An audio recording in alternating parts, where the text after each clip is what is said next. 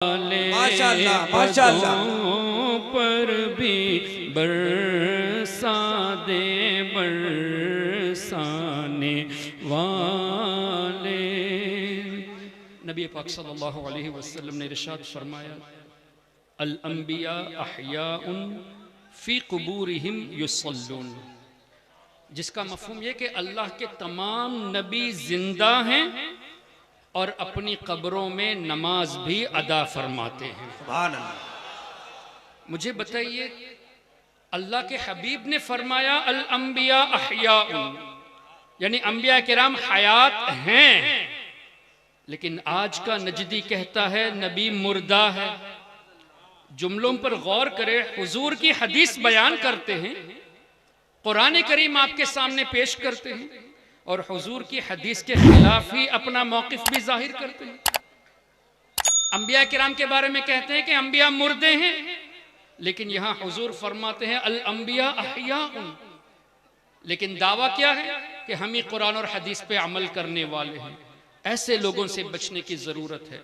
تو اعلیٰ حضرت امام اہل سنت نے اس طرح کی احادیثوں کو رکھ کر ہی یوں فرمایا تو زندہ ہے واللہ، تو زندہ ہے واللہ، تو زندہ ہے واللہ، تو زندہ ہے واللہ، میرے چشمے عالم سے چھپ جانے والے، میرے چشمے عالم سے چھپ جانے والے۔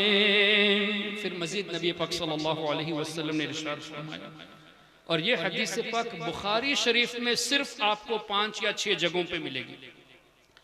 واللہ یعطی انما انا قاسم، جس کا مفہوم یہ کہ اللہ دیتا ہے اور میں ہی بانٹنے والا ہوں۔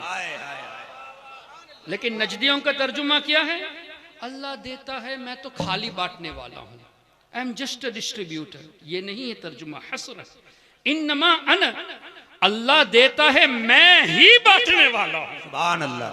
اور امام احمد ابن حنبل رحمت اللہ علیہ، جو 4 ائمہ میں سے ایک امام، جن کے بارے میں آتا ہے کہ 10 لاکھ حدیثیں ان کو یاد تھیں، اور سیدی اعلیٰ حضرت نے اپنی ایک کتاب میں، اور اسی طرح شیخ شاہ ولی اللہ محدث دہلوی رحمت اللہ علیہ نے الانصاف میں تحریر فرمایا کہ امام احمد ابن حنبل کی بارگاہ میں ایک شخص آئے اور پوچھا کہ حضرت، کسی کو اگر 1 لاکھ حدیثیں یاد ہوں تو کیا وہ حدیث سے مسائل کا استنباط کر سکتا ہے؟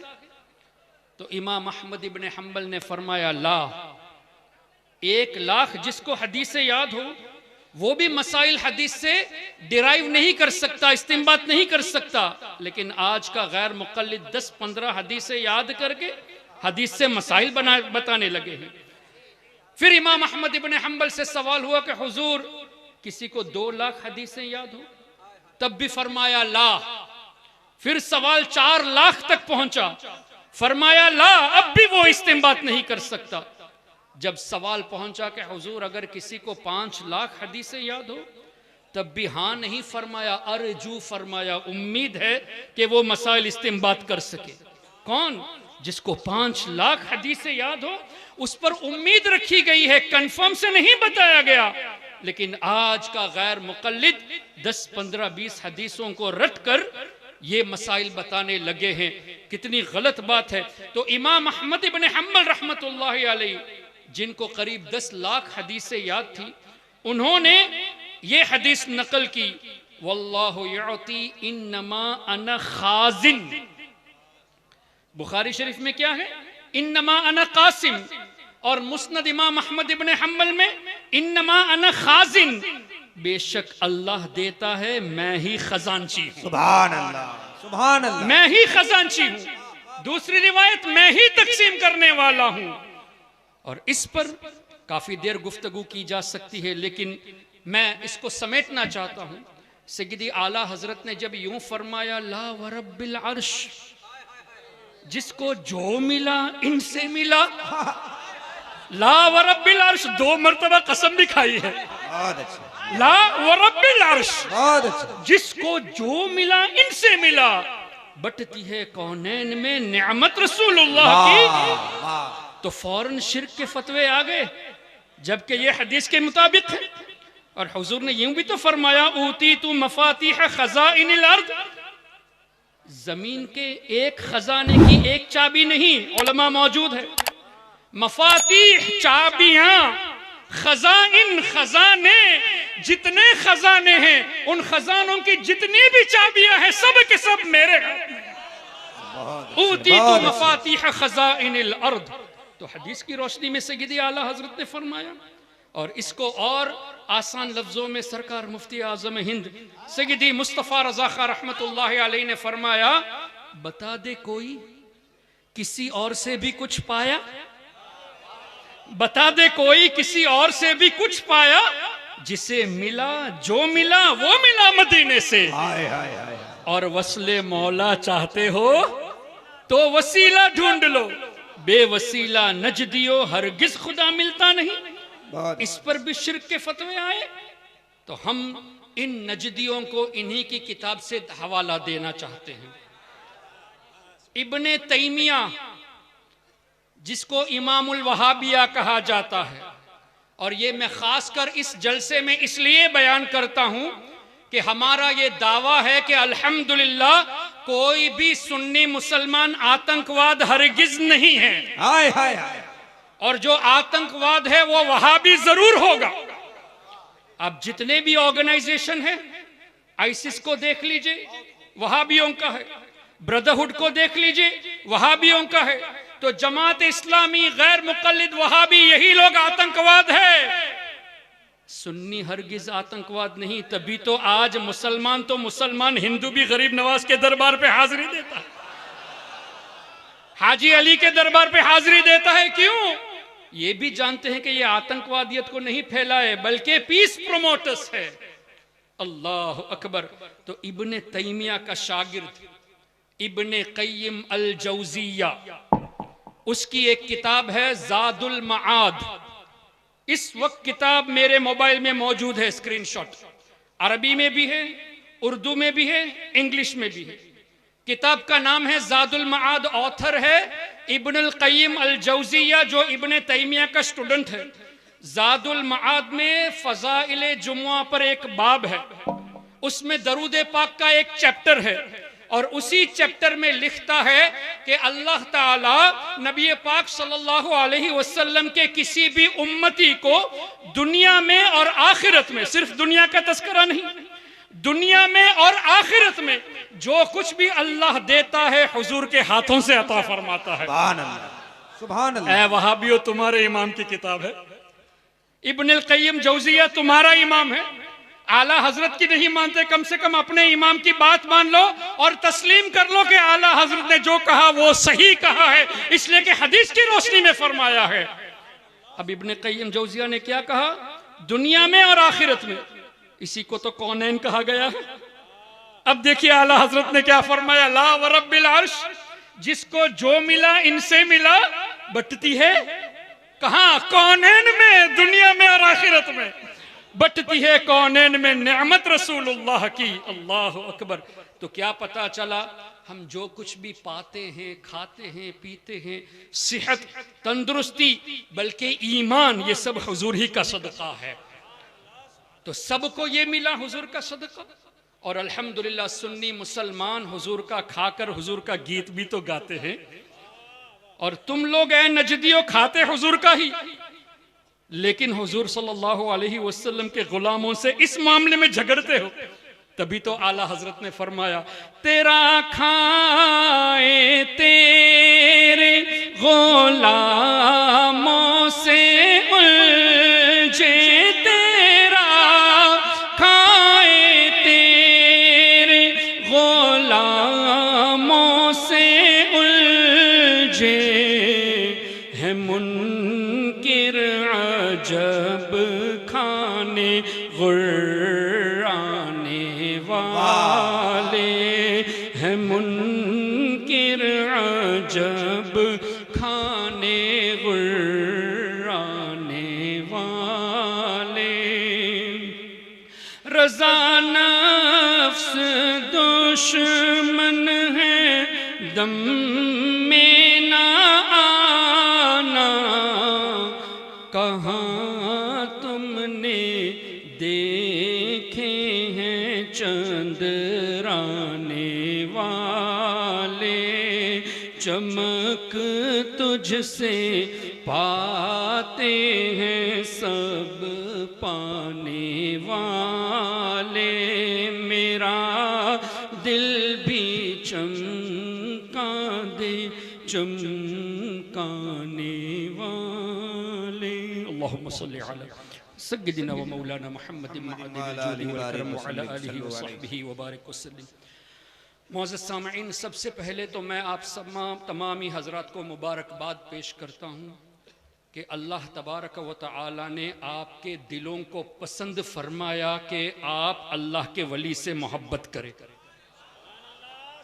اور الحمدللہ ہمارے بزرگوں کا صدقہ ہے، ان کا فیضان ہے کہ جو بھی بات بولتے ہیں دلیل کے ساتھ بولتے ہیں۔ ماشاءاللہ۔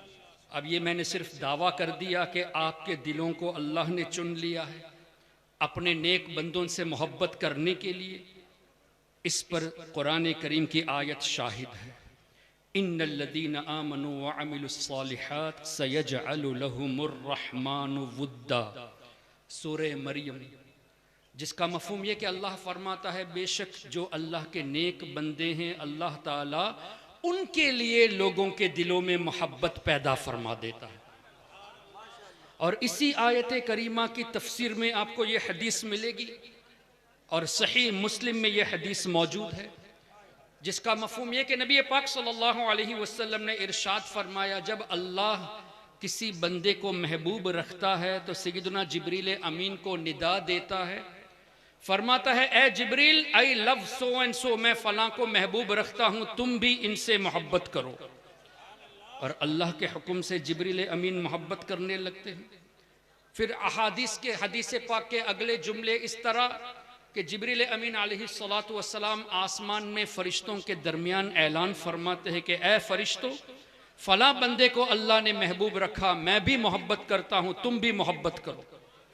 اور حدیث کے اگلے جملے حضور علیہ السلام نے فرمایا اس طرح کہ اللہ تعالیٰ دنیا والوں کے دلوں میں اس بندے کی محبت ڈال دیتا ہے۔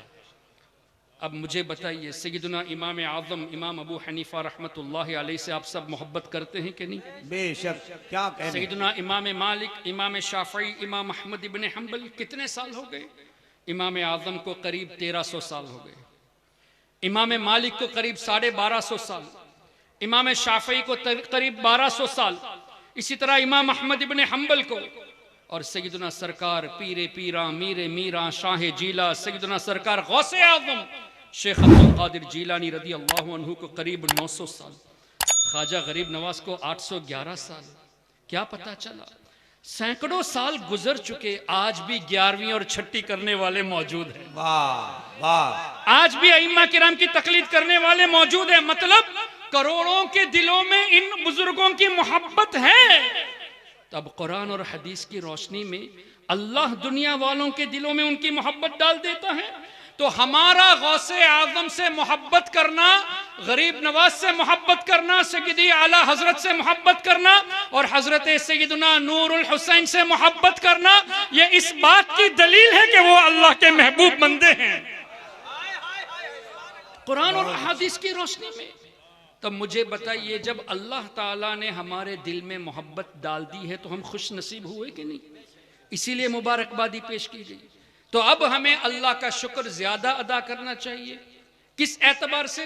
کہ اے اللہ تیرا شکر ہے کہ جن سے تو محبت فرماتا ہے ان کی محبت ہمارے دلوں میں تو نے ڈال دی ہے، اور جو وہابی دیوبندی نجدی ہمیں اولیاء سے دور کرتے ہیں ان کو فکر کرنی چاہیے۔ کیوں؟ اللہ جن کو محبوب رکھتا ہے ان کی محبت ان کے دلوں میں نہیں ہے، تو فکر تو ان کو کرنی چاہیے۔ یہ الٹا ہمیں اولیاء سے دور کرتے ہیں، جبکہ ان کو اپنے ایمان کی فکر کرنی چاہیے کہ their hearts are not selected to love who are loved by Allah. اللہ نے ہمارے دلوں کو سلیکٹ فرما لیا ہے کہ ہم ان سے محبت کرتے ہیں جن سے اللہ محبت فرماتا ہے. واہ واہ. تو اولیاء سے دور کرنا یہ وہابیوں کا طریقہ ہے. مطلب آپ کو اللہ کی رحمت سے دور کرنے کی کوشش کر رہے ہیں. پھر دوسری روایت حدیث کی روشنی میں سیدنا امام جلال الدین سیوطی شافعی رحمت اللہ علیہ جن کے بارے میں آتا ہے کہ تقریباً 5 لاکھ حدیثیں ان کو یاد تھی، اور امام سیوطی کے بارے میں یہ بھی آیا ہے کہ تقریباً 75 مرتبہ 75 ٹائمز نبی پاک صلی اللہ علیہ وسلم کا بیداری کے عالم میں دیدار کیا ہے. امام جلال الدین سیوطی جن کو اعلیٰ حضرت نے خاتم الحفاظ اور بڑے بڑے القاب سے یاد فرمایا، تقریباً 75 مرتبہ حضور علیہ السلام کا بیداری کے عالم میں دیدار فرمایا. ان کی کتاب الجامع الصغیر میں یہ حدیث موجود ہے، ذکر الانبیاء عبادہ، اللہ کے نبیوں کا ذکر کرنا یہ بھی عبادت ہے، کار ثواب ہے. اب کیا پتہ چلا قرآن کی روشنی میں؟ وَذْكُرْ فِي الْكِتَابِ مُوسَیٰ، اللہ نے فرمایا میرے نبی موسیٰ کو یاد کرو. تو نبیوں کو یاد کرنا یہ اللہ کے حکم سے ہوا. جب اللہ کے حکم پر عمل کیا جائے تو ثواب ملے گا، یعنی کار ثواب عبادت ہوا. وَذْكُرْ فِي الْكِتَابِ اسماعیل، اللہ نے فرمایا میرے نبی اسماعیل کو یاد کرو. وَذْكُرْ فِي الْكِتَابِ ابراہیم، ابراہیم علیہ السلام کو یاد کرو. کیا پتا چلا نبیوں کو یاد کرنا یہ عبادت ہے. محترم، جب انبیاء کرام کو یاد کرنے کا حکم قرآن کریم میں اور ان کی یاد سے ہمیں ثواب ملتا ہے، تو امام الانبیاء نبی پاک صلی اللہ علیہ وسلم کا تذکرہ کرنا یہ کتنی بڑی عبادت ہے. کیا کہنے، نعرہ تکبیر، نعرہ رسالت، فیضان بخاری، علماء اہل سنت، عرس مبارک. اب اسی حدیث کے اگلے جملے، ذکر الانبیاء عبادہ و ذکر الصالحین کفارہ، او کما قال علیہ الصلوۃ. اللہ کے نیک بندوں کی یاد منانا، ان کا ذکر کرنا یہ گناہوں کا کفارہ ہے، کمپنسیشن فار the sins. ذکر الصالحین کفارہ. مجھے بتائیے گناہ کا کفارہ کب بنے گا؟ رحمت ہوگی تبھی نا. تو آج کی اس گیدرنگ میں ہم اللہ کے نیک بندوں کو یاد کرتے ہیں، اس کا مطلب اللہ نے ہمارے دلوں میں ایک تو ان کی محبت ڈال دی، یہ اللہ کا کرم، اور دوسرا یہ کہ ان کے ذکر کے صدقے میں اللہ ہمارے گناہوں کو بھی معاف فرماتا ہے، اور اللہ اپنی رحمتوں کا نزول ہم پر فرماتا ہے. تو اولیاء کرام کی مجلس سے دور کرنا ان وہابیوں کا جو کام ہے، یہ رحمت کے ذریعے سے ہمیں دور کرتے ہیں. رحمت سے دور کرنے کی کوشش، جو بات گناہوں کا کفارہ بن جاتی ہے اس سے دور کرنے کی کوشش کرتے ہیں. تو کیا پتا چلا وہابیوں سے دور رہنا اس لیے بھی ضروری ہے کہ جن کے ذریعے، جن اسباب کے ذریعے اللہ تعالیٰ اپنے رحمتوں کا نزول فرماتا ہے، ان میں سے اللہ کے اولیاء بھی ہے، اور ان اولیاء سے دور کرنے کی ہمیں کوشش کرتے ہیں. تیسری بات، اللہ کے حبیب صلی اللہ علیہ وسلم نے ارشاد فرمایا، اور یہ حدیث پاک آپ کو قرآن کریم کی تقریباً تمام تفاسیر میں مل جائے گی. سورہ بقرہ آیت نمبر 252، وَلَوْلَا دَفْعُ اللَّهِ النَّاسَ بَعْضَهُمْ بِبَعْضٍ لَفَسَدَتِ الْأَرْضِ، جس کا مفہوم یہ کہ اگر اللہ تعالیٰ بعض انسانوں کے ذریعے دوسروں کی بلاؤں کو دور نہ فرماتا تو زمین ہلاک ہو جاتی. یہ نص قرآن ہے. وَلَوْلَا دَفْعُ اللَّهِ النَّاسَ بَعْضَهُمْ بِبَعْضٍ، ناس کا ذکر ہے، بَعْضَهُمْ بِبَعْضٍ. کیا پتا چلا کہ اللہ ہی مشکلوں کو دور کرنے والا ہے، لیکن اللہ ہی نے بندوں کو سلیکٹ فرمایا کہ ایک بندہ دوسرے کی مشکل کو دور کرے. یہ تو قرآن سے ثابت. تو جو لوگ یہ کہتے ہیں کہ اولیاء مدد نہیں کر سکتے، یہ تو قرآن کے خلاف گئے. کیوں؟ وَلَوْلَا دَفْعُ اللَّهِ النَّاسَ بَعْضَهُمْ بِبَعْضٍ. اگر ایسا نہ ہوتا تو لَفَسَدَتِ الْأَرْضِ، زمین ختم ہو جاتی. اس آیت کریمہ کی تفسیر میں تمام مفسرون کو اٹھا لیجئے، اور خاص کر حافظ ابن کثیر کی تفسیر. کیوں؟ وہ بھی ابن تیمیہ کا شاگرد ہے. تو ہماری کوشش یہ ہوتی ہے کہ ہم غیر مقلد وہابی نجدی کے سامنے انہی کے امام کا ریفرنس دیتے ہیں تاکہ یہ پتا چلے کہ اے نجدیو تم ہمیں اس بات پر اگر مشرک کہتے ہو تو اپنے امام کو بھی مشرک کہو. یہ ہرگز وہ نہیں کہیں گے. اگر ہمیں مشرک کہتے ہو تو ابن کثیر کو مشرک کہو, ابن قیم جوزیہ کو مشرک کہو, کبھی بھی نہیں کہیں گے.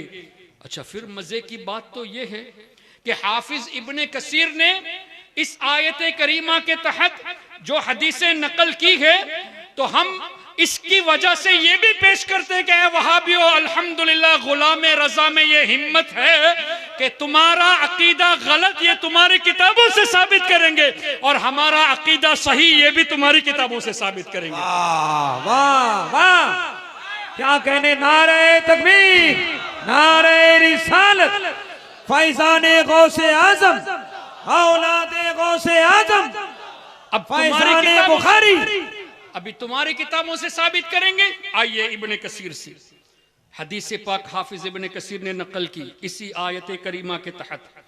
ان اللہ لا يدفع بالمسلم الصالح عن 100 اہل بیت من جیرانہ البلاء, جس کا مفہوم یہ کہ بے شک اللہ تعالی اپنے ایک ولی کے سبب, ان اللہ لا يدفع بالمسلم الصالح, ایک صالح کے سبب آس پاس رہنے والے 100 گھر کے لوگوں کی بلاؤں سے حفاظت فرماتا ہے. ایک ولی کے سبب 100 لوگوں کی نہیں, 100 گھر میں رہنے والے افراد کی بلاؤں سے حفاظت اللہ فرماتا ہے. کیا پتا چلا ایک ولی کے سبب 100 گھر کے لوگوں کی حفاظت. مان لیں ایک گھر میں 5 لوگ ہیں تو 100 گھر سراؤنڈنگ میں ہے تو 500 لوگ ہوئے. ایک ولی کے سبب 500 لوگ بلاؤں سے بچتے ہیں تو یہ اولیاء سبب دفع بلا ہوئے کہ نہیں؟ ان کے ذریعے بلائیں دفع ہوتی ہیں. یہ تو حدیث کی روشنی میں ہے. اور تم کہتے ہو کہ اولیاء دافع البلا نہیں ہے. ہمارے آقا فرماتے ہیں ان کے سبب سے بلائیں دفع ہوتی ہے. اے وہابیو تمہاری بات کو سنے یا حضور علیہ السلام کی بات کو ہم سنیں. کیا کہنے. اور اسی طرح حافظ ابن کثیر نے اور بھی حدیثیں نقل کی جن میں سے ایک یہ ہے کہ میری امت میں حضور علیہ السلام نے فرمایا میری امت میں ابدال ہوں گے اور ان ابدال کی شان یہ بہم تقوم الارض, یہ جو زمین قائم ہے ان اولیاء کے سبب سے قائم ہے. اے نجدیو اگر اولیاء سے لوگوں کو دور کرتے ہو تو زمین پہ رہنے کا حق کس نے دیا؟ اس لیے کہ زمین قائم اولیاء کے سبب سے. یہ میں نہیں کہتا, ہمارے آقا صلی اللہ علیہ وسلم نے فرمایا بہم تقوم الارض, ان کے ذریعے زمین قائم ہے. وَبِهِمْ تُنصَرُونَ, تمہیں جو اللہ کامیابی دیتا ہے وہ بھی اولیاء کے سبب سے دیتا ہے. وَبِهِمْ تُرْزَقُونَ, جو روزی اللہ دیتا ہے اولیاء کے صدقے میں دیتا ہے. وَبِهِمْ تُمْطَرُونَ, جو بارش اللہ نازل فرماتا ہے اولیاء کے سبب سے. اے نجدیو شرم کرو, جس زمین پر تم کھڑے ہو کر ہمیں مشرک کہتے ہو یہ زمین قائم ہے ان اولیاء کی برکت سے, اور جو تم کھانا کھاتے ہو رزق پاتے ہو یہ بھی اولیاء کے سبب سے ہے. اور اللہ تعالی ہم کو جو کامیابی عطا فرماتا ہے یہ بھی اولیاء کے سبب سے. تو یہ تو حدیثوں میں آیا ہے اور تمہارے امام حافظ ابن کثیر نے تفسیر ابن کثیر میں ان حدیثوں کو نقل کیا ہے. تو اب کیا پتا چلا اولیاء کی بارگاہ کے قریب رہنا بلاؤں سے دور رہنے کا سبب ہے. اور یہ اولیاء سے دور کرتے ہیں مطلب ہمیں بلا اتارنے کے لیے یہ کوشش کر رہے ہیں ہمارے اوپر. یہی ہوا نا, ہم کو مصیبت میں ڈالنے کی کوشش کرتے ہیں. اولیاء کے ذکر سے دور کر کے رحمت سے دوری کرتے ہیں اور اولیاء سے دور کر کے ہمارے اوپر جو سیفٹی ہے جو پروٹیکشن ہے کہ اللہ ان کے ذریعے بلاؤں سے حفاظت فرماتا ہے اس سے بھی دور کرتے ہیں. اب مجھے بتائیے قرآن اور حدیث کے نام پر یہ آپ کو اللہ کی رحمت سے دور کرتے ہیں یا نہیں؟ اللہ اکبر. چوتھی بات, آپ کے یہاں ماشاءاللہ مزارات ہیں, یہاں بھی حضرت کی بارگاہ ہے, بڑے بڑے بزرگوں کی بارگاہ ہے. آپ نے دیکھا ہوگا کہ کچھ بارگاہیں ایسی ہوتی ہیں کہ جن کے برابر میں ایک چھوٹا سا تالاب ہوتا ہے جس کے بارے میں یہ کہا جاتا ہے کہ فلاں بزرگ نے اس تالاب میں وضو فرمایا. جیسے سیدنا مخدوم سمنا حضرت مخدوم اشرف جہانگیر رحمت اللہ علیہ کی بارگاہ میں چلے جائیے, ایک تالاب آپ کو نظر آتا ہے, ایک پونڈ نظر آتا ہے. اسی طرح کئی بارگاہیں ایسی ہوتی ہیں کہ وہاں آپ کو ایک کیٹل ملے گی، بتایا جاتا ہے اس کیٹل سے ان بزرگوں نے وضو فرمایا، پانی استعمال فرمایا تو برکت کے لیے رکھی جاتی ہے۔ ہم جب وہاں برکت حاصل کرنے جاتے تو ہم کو مشرک کہتے ہیں کہ نہیں، بدعتی کہتے ہیں؟ آئیے صحیح مسلم میں یہ حدیث موجود اور بخاری شریف میں بھی اسی طرح کی حدیث موجود، اور قرآن کریم کی تفسیر میں حضرت صالح علیہ السلام کی اونٹنی کا جہاں تذکرہ ہے ان آیت کریمہ کی تفسیر میں بھی یہ حدیث موجود ہے، تفسیر میں بھی ہے، بخاری شریف میں بھی ہے، مسلم شریف میں بھی ہے۔ حدیث پاک کیا ہے؟ حدیث پاک کا مفہوم کہ ایک مرتبہ نبی پاک صلی اللہ علیہ وسلم کے ساتھ صحابہ کرام رضوان اللہ علیہ مجمعین، اللہم صلی وسلم وبرکاتہ، کچھ مسئلہ ہے؟ کنارے جو لوگ ڈائز کے بغل میں جو لوگ ہلہ کر رہے ہیں، خدا کے واسطے ذرا سا شانت ہو جائیں آپ، ذرا آرام سے۔ اللہم صلی علی سیدنا و مولانا محمد معدن الجود والکرم وآلہ وبارک وسلم۔ اگر مجھ سے تکلیف ہے تو میں بیٹھ جاتا ہوں، لیکن میری وجہ سے لڑیے مت پلیز۔ ایک مرتبہ درود پاک پڑھ لے، اللہم صلی علی سیدنا و مولانا محمد معدن الجود والکرم وآلہ وبارک وسلم۔ بخاری شریف، مسلم شریف اور تفاسیر قرآن میں حدیث کا مفہوم کیا کہ نبی پاک صلی اللہ علیہ وسلم کے ساتھ صحابہ کرام رضوان اللہ علیہ مجمعین تھے، قوم سمود کی بستی سے گزر ہوا، یعنی حضرت صالح علیہ السلام کی جو قوم تھی اس بستی جہاں وہ رہتے تھے اس بستی سے گزر ہوا، اور صحابہ کرام نے کیا کیا؟ وہاں کے کنویں سے پانی لے لیا، آٹا بھی گوندھ لیا، اور روایت کا مفہوم یہ بھی ہے کہ پانی پی لیا۔ تو نبی پاک صلی اللہ علیہ وسلم نے حکم فرمایا کہ پانی کو قے کر دیا جائے، جو پی لیا ہے اس کو واپس نکالا جائے، قے کر دیا جائے، اور جو آٹا گوندھ لیے تھے ان آٹوں کے بارے میں فرمایا کہ جانوروں کو کھلا دیا جائے، خود نہ کھائے، اونٹوں کو، جانوروں کو کھلا دیا جائے۔ پھر آگے ایک کنواں نظر آیا، حضور علیہ السلام نے ارشاد فرمایا اس کنویں سے پانی پیو۔ قوم سمود کی بستی سے گزر ہوا، وہاں جب صحابہ کرام نے پانی لیا تو حضور علیہ السلام نے پانی کو پھینکنے کے لیے فرما دیا، اور جو آٹا گوندھ لیا تھا اس کو جانوروں کو کھلانے کے لیے حکم دے دیا، اور آگے ایک اور کنواں تھا، وہاں حضور نے فرمایا کہ اس کنویں سے پانی کو لیا جائے۔ سبحان اللہ۔ وجہ کیا؟ حضرت صالح علیہ السلام کی اونٹنی نے اس میں سے پانی پیا تھا۔ صحیح مسلم اور صحیح بخاری کی حدیث ہے، حضرت صالح علیہ السلام کی اونٹنی نے اس کنویں سے پانی لیا تھا۔ اب ہمارے آقا صلی اللہ علیہ وسلم کے دنیا میں آنے سے تقریباً 500 سال پہلے حضرت عیسیٰ علیہ السلام کی ولادت ہوئی تھی، اور پھر اس سے کتنے سو یا کتنے ہزار سال پہلے حضرت صالح علیہ السلام تھے اللہ بہتر جانے، اللہ کی عطا سے اس کے حبیب صلی اللہ علیہ وسلم بہتر جانے۔ چلو for the sake of argument کم سے کم 1000 سال مان لیتے، 1000 سال یا 1500 یا 2000 سال پہلے اللہ کے نبی کے معجزے سے ظاہر ہونے والی اونٹنی جس کنویں سے پانی پیا تھا وہ کنواں 1000 سال کے بعد بھی بابرکت ہے۔ کیوں؟ حضور نے فرمایا اس کا پانی پیو۔ بہت تو اچھا۔ ہزاروں سالوں کے بعد بھی جس کنویں سے اونٹنی نبی صالح علیہ السلام کی اونٹنی نے پانی پیا تھا وہ پانی بابرکت۔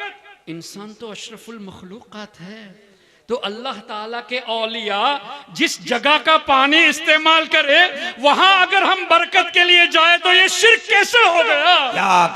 کیا کہنے۔ اور مدینہ شریف میں جو مبارک کنویں ہیں جہاں پہ حضور علیہ السلام نے لعاب دہن ڈالا، اس کنویں کی بات ہی کیا ہوگی، سبحان اللہ۔ اس کے پانی کی بات ہی کیا ہوگی۔ اور جو مبارک پانی ہمارے آقا صلی اللہ علیہ وسلم کے مبارک انگلیوں سے ظاہر ہوئے، ان پانی کے برکتوں کا عالم کیا ہوگا۔ محترم حضرات، یہ خالی روایتیں نہیں ہیں، صحیح بخاری میں ہے، صحیح مسلم میں ہے۔ اے نجدیو آؤ، اگر تم حدیث پڑھتے ہو اور سچائی کو لوگوں سے چھپاتے ہو، ہمت ہے تو ہمارے سامنے آؤ، تمہیں ہم بتاتے ہیں کہ حدیث میں کیا لکھا ہے۔ واہ واہ واہ۔ اور اس کی ایک مثال آپ کے سامنے میں یہ پیش کرنا چاہوں گا۔ یہ بھی صحیح مسلم میں حدیث موجود ہے. کیا نبی پاک صلی اللہ علیہ وسلم نے، ایک مثال کے طور پہ پیش کر رہا ہوں، ڈیفرنس ٹو انڈرسٹینڈ، ایک ہی حدیث